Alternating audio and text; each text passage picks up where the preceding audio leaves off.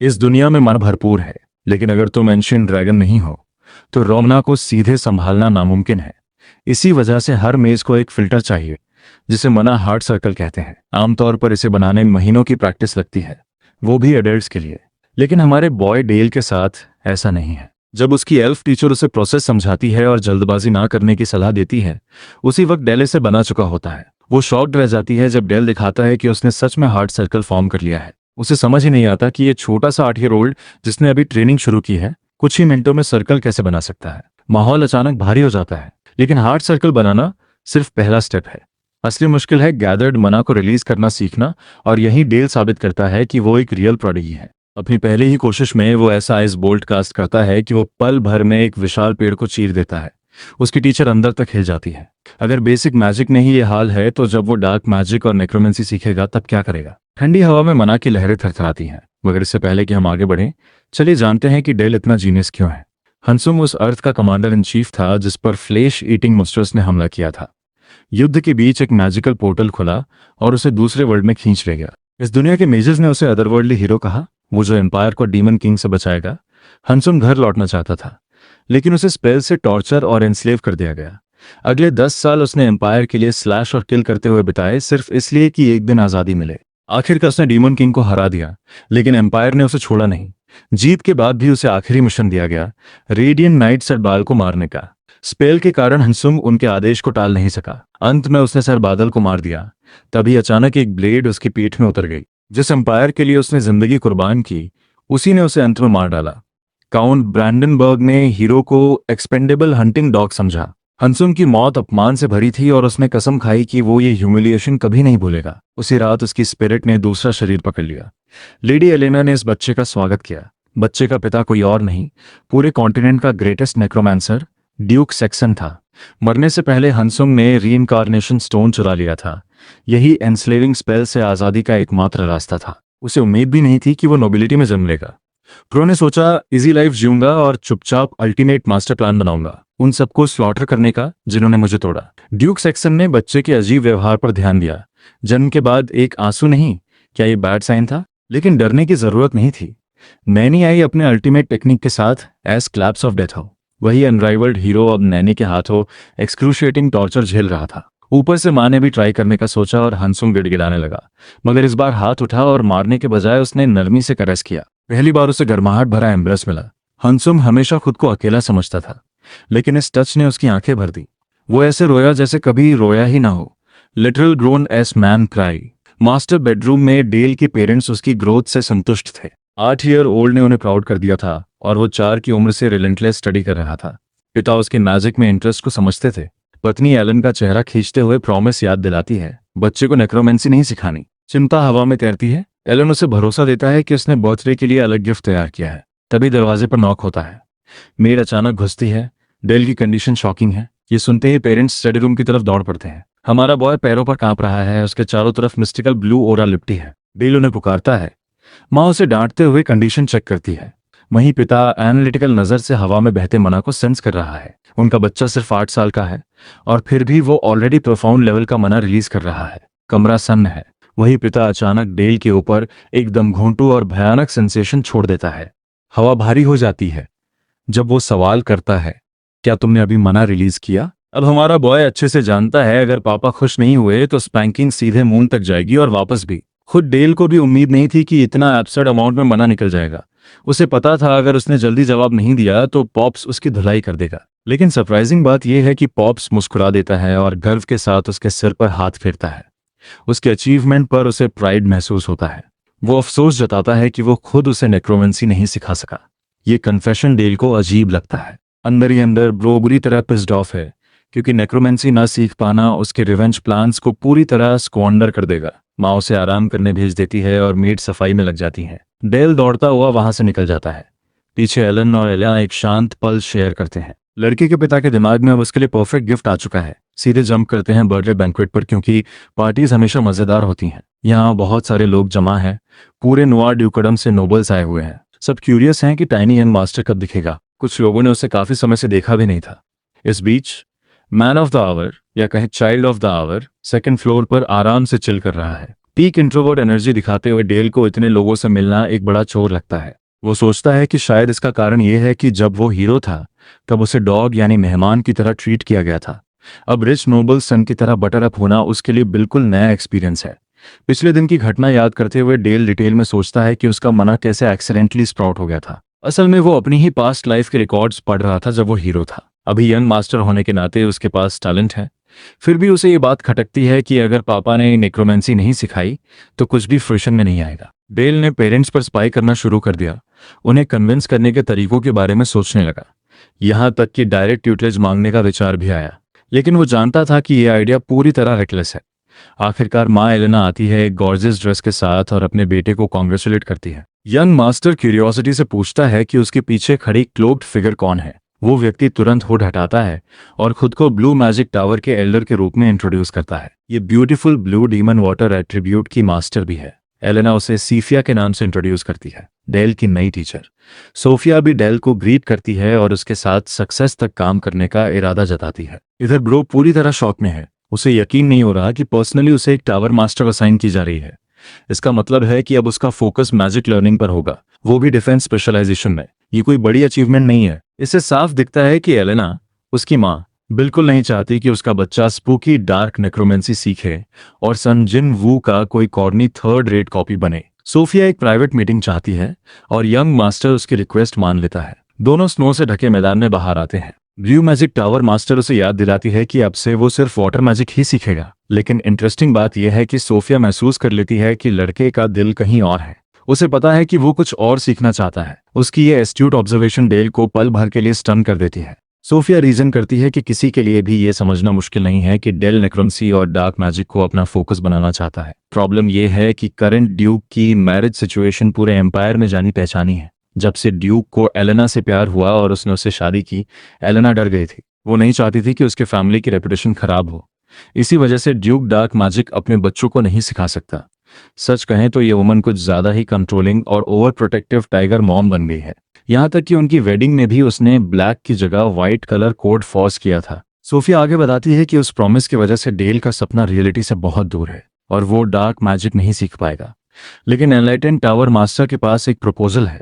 वो young master की माँ को कन्विंस करने को तैयार है, बस शर्त यह है कि डेल उसकी गाइडेंस फॉलो करे। इस पॉइंट पर डेल हैरान रह जाता है कि सोफिया नेक्रोमेंसी और डार्क आर्ट्स को एक्सेप्ट कर रही है। आखिर वो एक एल्फ है जो नेचर के लॉज को अपहोल्ड करती है और डेड को रिजरेक्ट करना आमतौर पर डिस्गस्टिंग माना जाता है। ब्लू टावर मास्टर हंस पड़ती है डेल की बातों से एंटरटेन होकर। वो पूछती है कि फिर वो उन प्रीस्ट्स के बारे में क्या सोचेगा जो डेड को वापस लाइफ में रेजरेक्ट करते हैं। उसके हिसाब से रीइंकार्नेशन, रेजरेक्शन और नेक्रोमेंसी गहराई से सोचो तो एक ही कॉन्सेप्ट के अलग अलग नाम है। इस कन्वर्सेशन से डेल समझ जाता है कि उसकी नई टीचर कितनी वाइज है। उसका ओपन माइंडेड पर्सपेक्टिव उसे एक एक्सीलेंट टीचर बना सकता है। डिस्कशन रैप करते हुए सोफिया कहती है कि अब फर्स्ट लेसन का समय है। उसे पता है कि डेल ने मना सर्कल का एक छोटा फ्रेगमेंट पहले ही बना लिया है। अब उसका पहला गोल होगा उसे एक्सपैंड करना और उसे फर्स्ट सर्कल में बदलना। डेल इंट्रीग्ड है और मानता है कि यह अप्रोच स्पेल्स सीखने के उसके गोल से मैच करता है। सोफिया की गाइडेंस में वो अपना हाथ दिल के ऊपर रखता है और अपने अंदर एक इंटरनल वर्ल्ड खुलता महसूस करता है। ये दुनिया मना से भरपूर है, लेकिन प्रॉब्लम ये है कि रॉ मना की असली पावर सिर्फ ड्रैगन्स जैसे केपेबल क्रिएचर्स ही हार्नेस कर सकते हैं। ह्यूमंस के लिए एक फिल्टर चाहिए जिसे मना हार्ट सर्कल कहते हैं। कॉन्सेप्ट ये है कि सर्कल के फ्रेगमेंट्स को हार्ट के आसपास गैदर किया जाए, उन्हें रीअरेंज किया जाए और साइकिल किया जाए। इस तरह एक प्रॉपर सर्कल हार्ट के चारों ओर फ्लो चैनल करता है। डेल गाइडेंस को परफेक्टली फॉलो करता है और ऑब्जेक्टिव अचीव कर लेता है। अगले स्टेप में सोफिया उसे मना को हार्ट के चारों ओर रोटेट करने को कहती है। ये प्रोसेस कम से कम 1 मंथ लेती है, इसलिए वो उसे डिस्करेज ना होने की सलाह देती है। लेकिन शॉकिंग बात यह है कि ये बच्चा इसे इंस्टेंट कर देता है। 8 ईयर ओल्ड की ये अचीवमेंट टावर मास्टर को पूरी तरह बैफर्ड कर देती है। जिसने अभी ट्रेनिंग शुरू की है उसने कुछ ही मोमेंट्स में फर्स्ट सर्कल बन लिया। इसी रेवलेशन से साफ हो जाता है कि हमारा बॉय एक बोनाफाइड प्रोडिगी है। हैरान सोफिया उसे फर्स्ट सर्कल के थ्रू मना रिलीज करने को कहती है। डेल इंस्ट्रक्शंस फॉलो करते हुए सर्कल पर कंट्रोल कंसंट्रेट करता है। उसे बिगिनर्स के लिए प्रोसेस की डिफिकल्टी पहले से पता है। अपनी फर्स्ट लाइफ में भी वो ड्यूक सेक्सन जैसे लोगों तक कैचअप नहीं कर पाया था। वो सिर्फ डिस्ट्रक्शन स्पेल्स तक सीमित था जो उसकी बॉडी पर एनग्रेविंग्स के जरिए कार्व्ड थे। लेकिन ये लाइफ अलग है। यहाँ उसने अपने पिता का प्योर टैलेंट इनहेरिट किया है जो उसे दूसरी फॉर्म्स ऑफ मैजिक सीखने की पॉसिबिलिटी देता है। डेल का फोकस फिंगर टिप्स पर रिफाइन होता है, सर्कल के एंड पॉइंट पर चैनलिंग होती है, पास्ट लाइफ का एक्सपीरियंस उसे आइसिकल शार्ड एम करने में मदद करता है। सोफिया पीक इंटरेस्ट से देखती है और बताती है कि डेल ने मना को सही तरह से आइस बोल्ट में क्रिस्टलाइज किया है।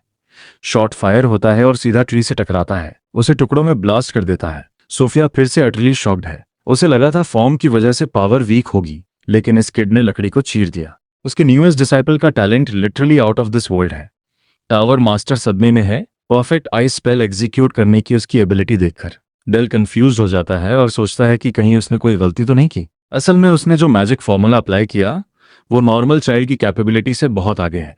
रोटेशन के साथ एक्सेलरेशन और फिर कंजेशन, तीनों स्टेजेस मिलकर स्पेल का गोल्डन रेशियो बनाते हैं। सोफिया ने यंग मास्टर को ट्रेमेंडस स्पेल एग्जीक्यूट करते देखा। कोर तक शेकन होकर वो समझ जाती है कि उसका टैलेंट कितना प्रेशियस है। अगले ही सीन में वो ड्यूक को सीधा रेजिग्नेशन लेटर ऑफर कर देती है। ब्रो शॉक में है, इतनी हाई लेवल मास्टर क्विट कर रही है। सोफिया उसे रोकती है और बताती है कि कैसे यंग बॉय ने फर्स्ट लेसन में ही लीथल स्पेल यूज किया। ड्यूक हिल जाता है, उसके मुंह से शब्द नहीं निकलते। सोफिया आगे बताती है कि 8 ईयर ओल्ड ने गोल्डन रेशियो भी अप्लाई किया था। शॉर्ट में कहें तो वो डेल को अल्टीमेट किलिंग मशीन बनने का परफेक्ट स्पेसिमेन लेबल करती है। लड़के का पिता समझ जाता है कि सोफिया की डिफेंसिव टीचिंग स्टाइल डेल की वायलेंट एट्रीब्यूट से कंपैटिबल नहीं है, लेकिन सोफिया इसे डिनाई करती है और मानती है कि उसे ही इस बच्चे की ग्रोथ गाइड करनी चाहिए। बेशक ड्यूक भी यही सोचता है कि सोफिया का पीछे हटना मूर्खता है, लेकिन सोफिया गंभीर हो जाती है और एलन के परिवार की डार्क मैजिक की ओर इशारा करती है। उसे लेडी एलेना के मैरिज वॉव के बारे में पहले सब पता है। फिर वही सीरियस टोन में सोफिया सीधे उनके कि वो डेल की ग्रोथ को लिमिट कर रहे हैं, वो भी ऐसे बच्चे की जिसका टैलेंट अनमैच्ड है। यंग मास्टर चुपचाप ये सब सुन रहा होता है, लेकिन कुछ साफ सुन नहीं पाता। उसके दिल में डर बैठ जाता है कि अब उसका क्या होगा। डेल को भी ऐसा पावरफुल स्पेल कास्ट करने का इरादा नहीं था। उसे याद आती है सोफिया की वो पेल एक्सप्रेशन जब उसने स्पेल छोड़ा था। उसकी सबसे बड़ी प्रॉब्लम आउटपुट कंट्रोल की है। मना कितना निकले, यही वो हडल है जिस पर उसे काम करना होगा। तभी अचानक अंकल हेलमेट आ जाते हैं और उसकी सोच टूट जाती है। अंकल यंग मास्टर से मिलकर बेहद खुश होते हैं और डेल भी उनके सफर के बारे में जानने को ईगर रहता है। हेलमेट बताता है कि वो ड्यूकल फैमिली की प्रोटेक्शन ड्यूटी पर था और रास्ते में पावरफुल मॉन्स्टर्स को डिफीट कर रहा था। डेल तुरंत समझ जाता है हेलमेट डंजन के अंदर लड़ रहा था। इस दुनिया की स्ट्रक्चर समझनी जरूरी है। मॉन्स्टर्स डंजन से निकलते हैं और ये किसी भी नोबल टेरिटरी के लिए डेथ ग्राउंड होता है। डीमन किंग के जमाने में मॉन्स्टर्स ने तबाही मचा दी थी। आज के नाइट्स का काम है कि ये मॉन्स्टर्स बाहर न फैले। जो डंजन से एस्केप कर जाएं, उन्हें एलिमिनेट करना उनका गोल होता है। ड्यूक सेक्सन की टेरिटरी ज्यादा खतरे में है क्योंकि डेल की पास्ट लाइफ एक हीरो की थी। हालांकि उसने डीमन किंग को स्पेक्टेकुलर तरीके से हराया था, लेकिन एम्पायर ने बॉस की टेरिटरी को रहने दिया। मतलब डीमन किंग की बची कुची गंदगी अब भी वही संभाल रहे हैं। डेल और हेलमेट की बातचीत में एक और शख्स आता है, खुद ड्यूक एलन। एलन हेलमेट को उनकी डेडिकेशन के लिए धन्यवाद देता है, लेकिन डेल को सबसे बड़ा सरप्राइज तब मिलता है जब उसकी माँ वहां पहुंचती है। लेडी एलेना खुशी से उसे ग्रीट करती है जब उसे पता चलता है कि डेल ने फर्स्ट सर्कल अचीव कर लिया है। वो उसे गिफ्ट देने की बात भी करती है और डेल सोच में पड़ जाता है। उसके दिमाग में नेक्रोमेंसी आता है, लेकिन वो जानता है ये मूड किलर होगा। तभी ब्रो एक वाइल्ड कार्ड खेल देता है और डैड एस अपने पेरेंट्स से कह देता है, मेरे लिए एक नई सिस्टर बना दो। दोनों स्टन हो जाते हैं और हेलमेट जोर जोर से हंसने लगता है। उस रात डेल अपने बेड पर आराम करता है, अंदर से इरिटेटेड कि उसे बच्चा बनकर एक्ट करना पड़ रहा है। थकान धीरे धीरे उसे नींद में ले जाती है। उसके सपने में नाइटमेयर लौट आता है। फॉर्मर हीरो हंसुम को वही बास्टर्ड नाइट फिर से बैकस्टैप करता है। उसका घोस्ट उसे मॉक करता है कि नई कंफर्टेबल लाइफ एंजॉय कर रहा है। फिर चिलिंग थ्रेट देता है कि एम्पायर उसे ढूंढेगा और दोबारा स्लॉटर करेगा। ये नाइटमेयर डेल को मना ओवरफ्लो के साथ जगा देता है। उसका दिल दर्द करता है, जैसे अभी फट जाएगा। ये मना रैम्पेज का इफेक्ट है, एक वायलेंट फिनोमेनन। डेल एम्पायर को कोसता है जिसने आखिरी पल तक उसका पीछा नहीं छोड़ा। वो फ्रेश एयर लेने बाहर जाता है, लेकिन बॉडी से सीप होता मना और बढ़ने लगता है। पैनिक में उसे एक उम्मीद दिखती है, मास्टर सेफिया। वो उसके एज में मना रैम्पेज होने पर उसे पिटी करती है। तुरंत अपनी हथेली उसके चेस्ट पर रखकर इफेक्ट साइफन कर लेती है। सोफिया जानती है अगर डेल का मैजिक करप्ट हुआ तो उसे कोई रिवर्स नहीं कर पाएगा। उसकी इंटरवेंशन से रैम्पेज न्यूट्रलाइज हो जाता है। फिर वो मैजिक की असली प्रकृति बताती है। मैजिक दिल का मिरर है। हर मेज की कैपेसिटी अलग होती है क्योंकि पर्सनालिटी अलग होती है। डेल के केस में उसका टैलेंट किलिंग में स्पेशलाइज करता है। ये ग्रूसम गिफ्ट दूसरों के लिए भी डेंजरस है और उसके लिए भी। सोफिया उसे एक स्पेल बुक देती है और कहती है कि वो उसके साथ एक नए आर्ट में टीचर बनेगी। वो बुक है नेक्रोमेंसी। फेट का मजाक देखो, अब वो साथ रहेंगे। ये उसका बर्थडे प्रेजेंट है। डेल तुरंत उसे जोर से हक करता है। डेज पास होते हैं। सीन नॉर्दर्न गेट के बाहर शिफ्ट होता है। सोफिया उसे रैबिट्स के सामने लाती है। एक्सरसाइज वही है जो कभी डेल ने अपने फादर के साथ हंटिंग में की थी। गाइडेंस फॉलो करते हुए डेल एक हैवी ड्यूटी स्पेल प्रिपेयर करता है। Concentrated ice shot immense speed से होता है और रैबिट के फ्लैश को वेपराइज कर देता है। Pure execution. सोफिया एक बात नोटिस करती है, लाइफ लेने के बाद भी डेल में कोई हेसिटेशन नहीं। वो उसे याद दिलाती है सेम स्पेल अलग मेज के हाथ में अलग असर करता है। डेल समझ नहीं पाता क्यों। सोफिया समझाती है मैजिक सोल का मिरर है, ये ट्रू पर्सनैलिटी रिवील करता है। वो फायरवॉल जैसे स्पेल्स का एग्जाम्पल देती है। नेम सिर्फ इमेजिनेशन कार्व करने का तरीका है। रेड मैजिक टावर स्ट्रेंथ को प्रायोरिटी देता है, ब्लू टावर हार्मनी को। अलग फिलॉसफी, अलग मैजिक फॉर्म। फिलॉसफी ही मैजिक सिस्टम की फाउंडेशन है। नुआर, वाइट, ग्रीन टावर्स भी हैं। डेल कोई रिएक्शन नहीं देता। सोफिया समझाती है वो ज्यादा बोल गई, अब नेक्रोमेंसी शुरू करते हैं। बेसिक नेक्रोमेंसी स्पेल चैनल करते हुए डेल रैबिट के कॉप्स पर इन्फ्लुएंस गैदर करता है। पर्पलिश ब्लैक टेंडल्स बॉडी को घेर लेते हैं। मना स्ट्रिंग्स कॉप्स को कंट्रोल करती हैं। नेक्रोमेंसी हेड, स्पाइन और नीज के फोकस पॉइंट्स पर काम करती है। स्ट्रिंग्स का इंस्ट्रूमेंट है। स्पेल परफेक्टली एग्जीक्यूट होता है और सोफिया प्रेज करती है। सेकंड स्टेज में वो फ्रोजन आर्मर यूज करता है। आइसिकल पाथ भेजकर कॉप्स को स्पाइकी आर्मर से कंसोलिडेट करता है। ये छोटा वॉर रेडी है। सोफिया आर्मर की फॉर्म जज करती है और डिफेंस टेस्ट करती है। आइस स्पाइक्स की स्पाइरल भेजती है। इंपैक्ट से आर्मर टूटकर उड़ जाता है, लेकिन एक थिन लेयर बच जाती है। डेल खुशी से भर जाता है। डिफेंस सक्सेसफुल था। सोफिया उसकी ईगर एक्सप्रेशन पढ़ लेती है। डेल एक्साइटेड होकर वाटर एट्रीब्यूट प्रॉपर यूसेज सिखाने की रिक्वेस्ट करता है।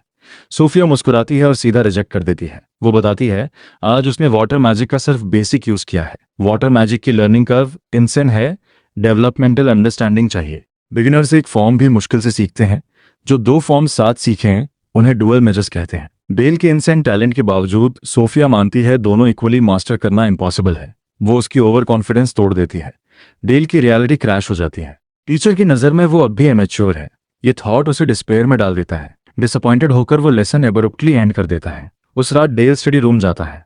फॉर्मर हीरो के अंदर एब्सर्ड कॉन्फिडेंस है, अगर सीखा तो सब कर सकता है। एक फोर्स अवेकन होती है। स्टार वॉर्स जोक हो या ना हो, पर ये एनाकिन जेडाई बनना चाहता है।